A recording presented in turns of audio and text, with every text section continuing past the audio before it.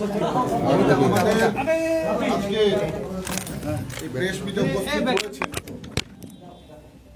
ভারত সরকারের central tourism and culture minister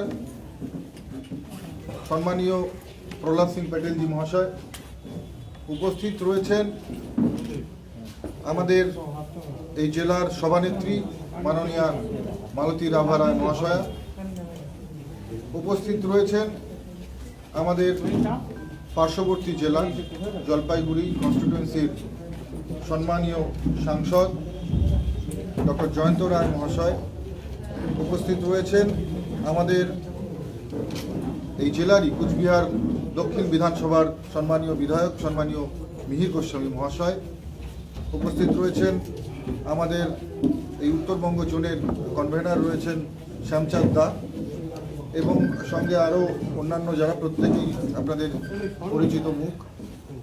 আজকে বিশেষত আমরা এটা আমাদের কুচবিহারবাসীর কাছে একটা গর্বের বিষয় যে আমরা আমাদের কুচবিহারের মতন প্রত্যন্ত জেলা এই কনস্টিটুয়েন্সিতে আমরা সম্মানীয় প্রহ্লাদ সিংজির মতন দক্ষ সংগঠক এবং কেন্দ্রীয় পর্যটন এবং সংস্কৃতি মন্ত্রী বিষয়ক মন্ত্রী যাকে আমরা পেয়েছি এবং আমাদের সংগঠনের পক্ষ থেকে প্রত্যেকটি জোন যেগুলো ভাগ করা হয়েছে এক একটি জোনের দায়িত্বে এক একজন সেখানে এক একজন মন্ত্রীকে সেখানকার প্রভারী করা হয়েছে এবং আমরা সৌভাগ্যশীল এবং আমরা গৌরবান্বিত যে আমাদের এই যে উত্তরবঙ্গ কুচবিহার জলপাইগুড়ি আলিপুরদুয়ার থেকে শুরু করে দার্জিলিং উত্তর দিনাজপুর দক্ষিণ দিনাজপুর প্রাকৃতিক প্রাচুর্য থেকে শুরু করে সংস্কৃতির একটি রিচ কালচার আছে আপনারা জানেন এবং সেই সঙ্গে সঙ্গে এখানে যে পর্যটনের বিপুল সম্ভাবনা রয়েছে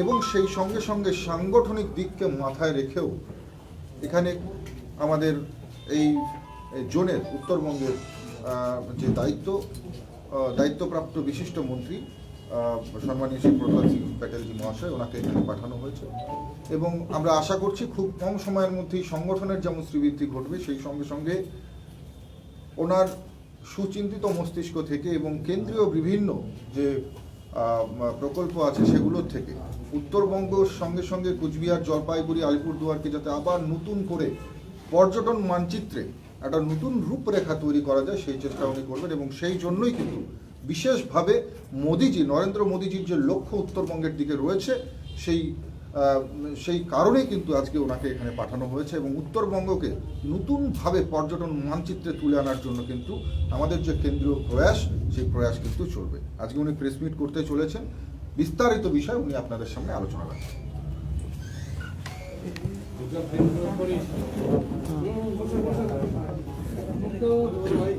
मैं कूच बिहार के प्रिंट इलेक्ट्रॉनिक मीडिया और फोटो जर्नलिस्ट सभी का हृदय से स्वागत करता हूं भारतीय जनता पार्टी कूच बिहार के जिला कार्यालय में। आपसे पहली बार मुझे बात करने का अवसर मिल रहा है, इस बात के लिए मैं आप सबका धन्यवाद भी करता हूं। कल से मैं लगातार अपने प्रवास पर हूं। पहली बार मैंने जलपाईगुड़ी के माल रोड पर चाय पर चर्चा के कार्यक्रम में मुझे शामिल होने का सौभाग्य मिला था। उसके बाद में अलीपुरद्वार में एक मतदान केंद्र पर मुझे चाय की चर्चा का मौका मिला और अभी मैं कूच बिहार जिले की चाय की चर्चा में शामिल होकर लौटा हूं। जनसंपर्क का भी अवसर मिला है। उत्तर बंगाल के साथ लगातार दशकों से अन्याय होता रहा है, उसे जो न्याय मिलना चाहिए वो नहीं मिला। ये आरोप मेरा कांग्रेस पर है, कम्युनिस्ट पार्टी पर है और तृणमूल कांग्रेस पर है। इस राज्य में लगातार आजादी के बाद इन तीन पार्टियों ने राज किया, विकास से दूर रखा। मोदी जी के प्रधानमंत्री बनने के बाद एक अवसर आया था कि इसका उद्धार हो सकता था, लेकिन वह भी पश्चिम बंगाल की सरकार ने नहीं होने दिया। सांसद निधि जैसी महत्वपूर्ण योजना जो सीधे सांसद आम आदमी तक पहुंचा सकता था, उसको भी सरकार ने रोकने का पाप किया है। और इसलिए मेरा आरोप है, हम लोग तो कम्युनिस्टों के खिलाफ लड़ते रहे और ये क्या आरोप लगाते थे कि ये विकास विरोधी पार्टी है, लेकिन तृणमूल पर मेरा आरोप है कि वो विकास विरोधी तो है ही, साथ ही भ्रष्टाचार को बढ़ावा देने वाली पार्टी है।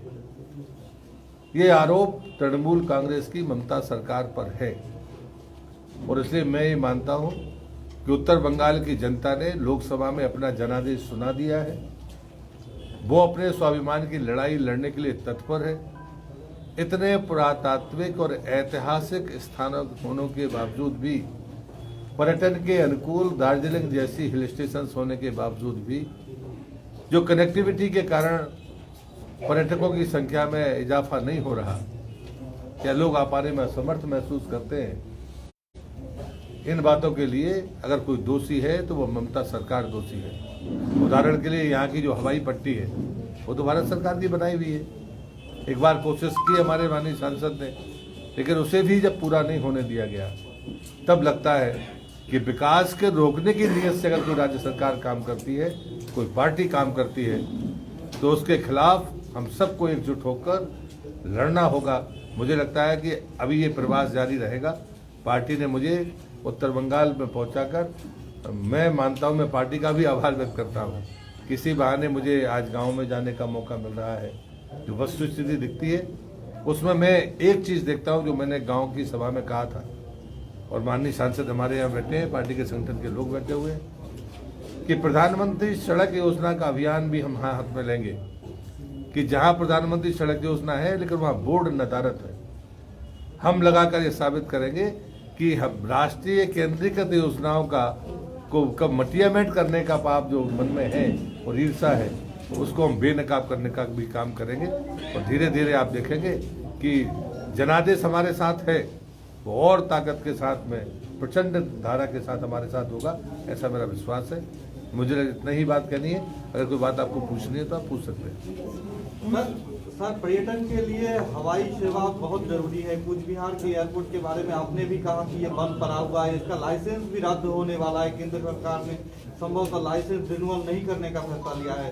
अगर ये बंद हो जाता है तो इसका प्रभाव तो पर्यटन पर स्वाभाविक तौर पर पड़ेगा। क्या करते हैं? मुझे लगता है कि जो सुरक्षा देने का काम राज्य सरकार ने को करना था, उनने जो असहयोग किया है वह कारण है। हम किसी दूसरे मॉडल के बारे में सोचेंगे, जब हम विस्तारित रूप से उस पर योजना पर अमल करने लगेंगे तो हम आपके बीच में आएंगे और जल्दी आएंगे। राजबाड़ी का जो गार्डन है उसका बड़ी बुरी हालत है।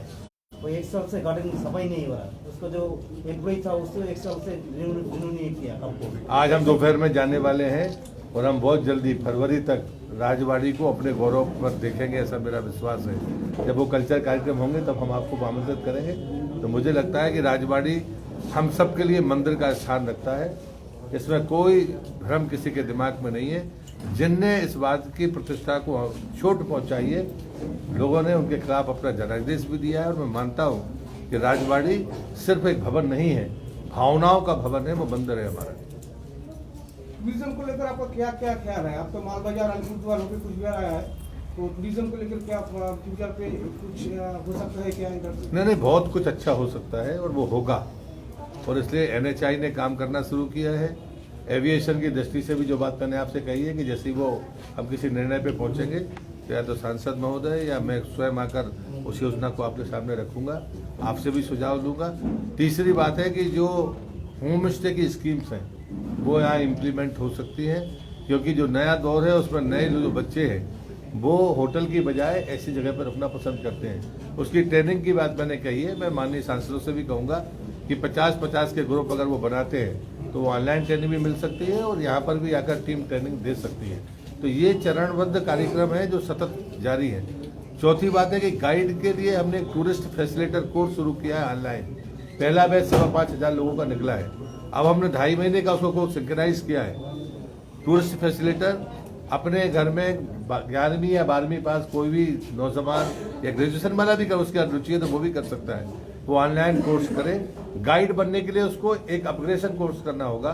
हमारी यूएन की किसी भाषा की जानकारी लेनी पड़ेगी, वो भी इंस्टीट्यूशन ही हमारा IITTM देगा। और उसका जो फिजिकल दौरा होता है वो हमारे ASI के मॉन्यूमेंट पर होता है, इसलिए कोई दिक्कत नहीं होगी। सर, राजनीतिक अस्थिरता एवं हिंसा आप की प्रश्न घटना- पूछ चुके हो, नए आदमी को पूछ दीजिए। अभी आपने बताया कि ममता सरकार जो डेवलपमेंट है वो होने नहीं दे रहा है, तो आने वाले चुनाव को सामने रखते हुए आप लोगों में बहुत सारा तृणमूल से बहुत सारा लोग ज्वाइन कर रहे हैं भाजपा में और दावेदार है CM के लिए और कोई भी वाइस चेयरमैन के लिए, यानी कि जो, तो इसके बारे में क्या बोलेंगे कि भारतीय जनता पार्टी में सामने वाला दावा नहीं करता। मैं मंत्री हूँ लेकिन यहाँ कार्यकर्ता हूँ। कार्यकर्ता पहले है, विधायक सांसद मंत्री बाद में है। यहाँ कोई दावा नहीं करता। यहाँ निर्णय पार्टी बाद में करती है कि भाई नेता कौन होगा सदन का, पहले से नहीं होता। यहाँ वन मैन शो नहीं चलता ना, ये पार्टी है। আর কেউ बिल्कुल बोला। कूच बिहार जिले सहित जो नॉर्थ बंगाल का बात आप बोले, नॉर्थ बंगाल में अभी जो राजनीतिक हिंसा का परिवेश है, इससे जो आगामी दिन में केंद्रीय सरकार क्या सोच रही है? नहीं, हमें कुछ नहीं सोचना है। लोकसभा के चुनाव में लोग जान जोखिम में डालकर लड़े और उन्हें जिताया ना। और 4 महीने की बात है, सत्ता बदल जाएगी, पर उसके बाद भी लेकिन पार्टी सदैव तैयार रहती है।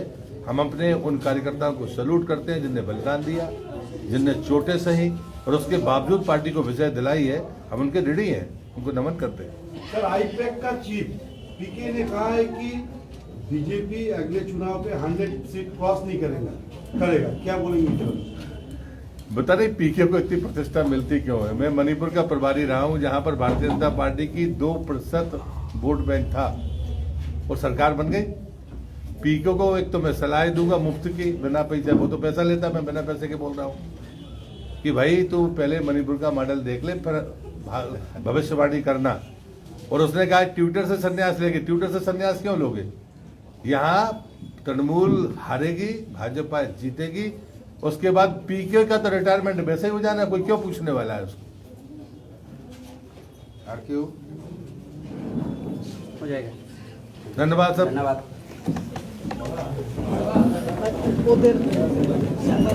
वोट मतदाता देता है यार। সাংবাদিক বন্ধুরা बोलो वर्दा बोलो।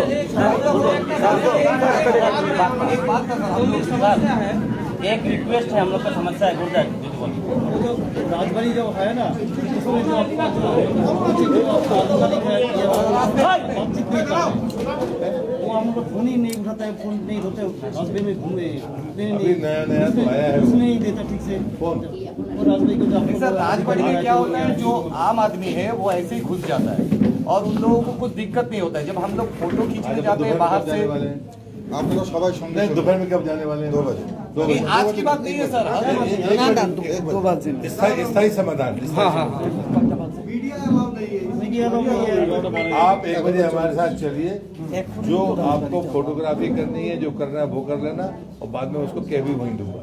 सर, आपके जाने के बाद फिर वैसे ही हाल होगा। फिर वैसे सब ऐसे हालत होता है। यार अभी अनुभव किया नहीं है और नहीं, आपने कर ऐसा दिया। होता है सर। इसके पहले भी बहुत लोग आए थे, बात करने कोई नहीं आया, कोई बोले पर्टिकुलर देबो दादा। ना नहीं, कोई नहीं आया। आप मुझे रिकॉर्ड में बताओ। रिकॉर्ड में बताओ। धन्यवाद। যখন যাবেন কি করে আমাকে বলবেন, আমি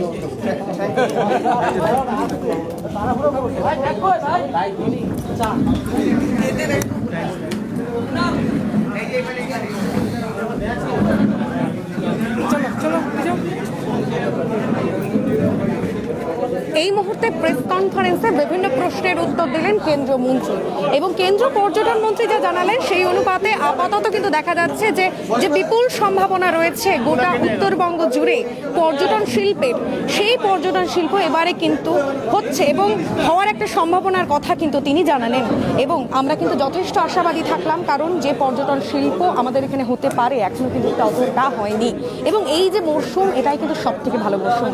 ফলে আপাতত দাঁড়িয়ে কিন্তু দেখা যাচ্ছে কেন্দ্রীয় পর্যটন মন্ত্রীর এই সফরে পরবর্তীতে তিনি যেখানে যাবেন আমরা থাকবো সেখানেও। সঙ্গে থাকুন, দেখতে থাকুন সব খবরের জন্য, আপডেটের জন্য খবর A24 লাইভ। ক্যামেরায় রাজেশ সাথে খবর A24 লাইভ।